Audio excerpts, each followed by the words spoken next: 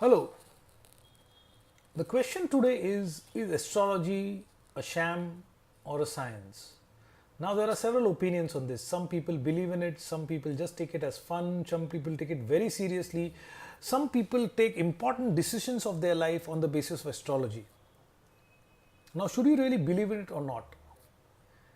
According to me, astrology is a map of what the terrain looks like.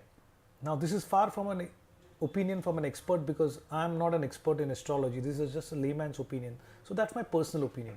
But here's my take on it. I have two stories I want to share with this topic. So, number one is the story when the founder of the Tughlaq dynasty, Ghayasuddin Tughlaq, ruled over the city of Delhi. That time nobody used to stay in Delhi. The city of Delhi was full of rats and he wanted to reconstruct the city.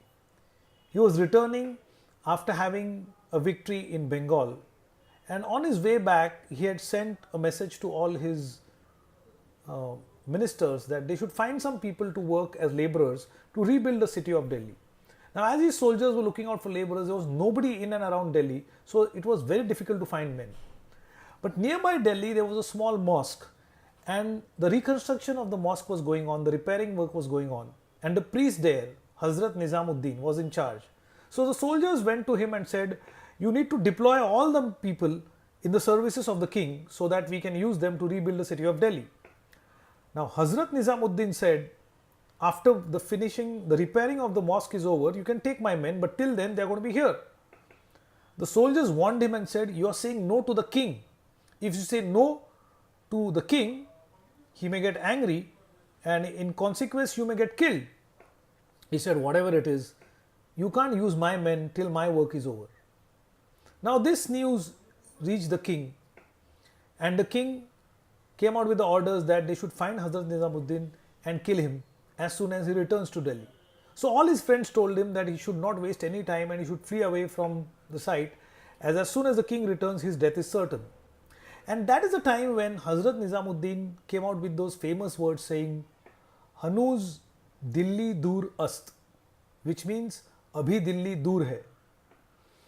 It so happened on the way back, Ghayasuddin Tughlaq went to attend a marriage ceremony, and the pendal of the marriage ceremony collapsed, and in that process he died.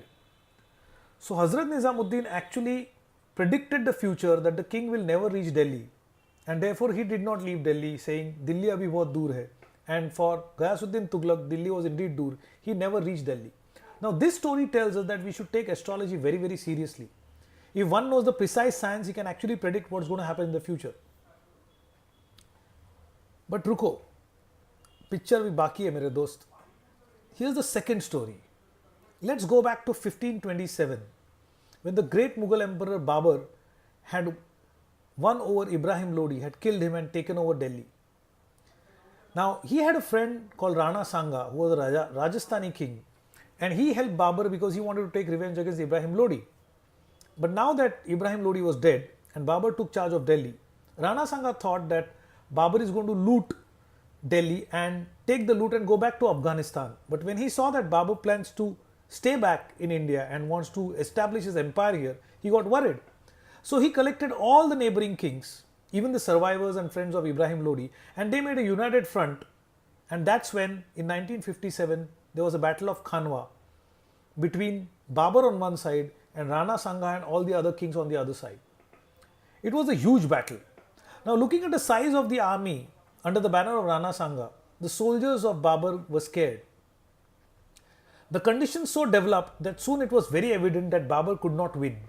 All his ministers counseled and told Babur that there is no chance we are going to win.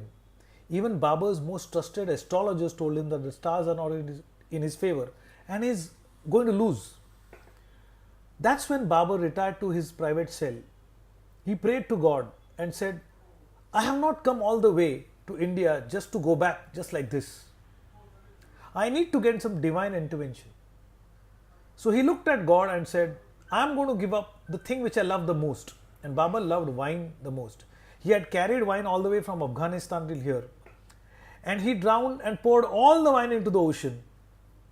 And after sacrificing what he loved the most, he gave a very motivating and inspiring speech to his soldiers saying, we all are going to die one day, But what's the point of dying like cowards?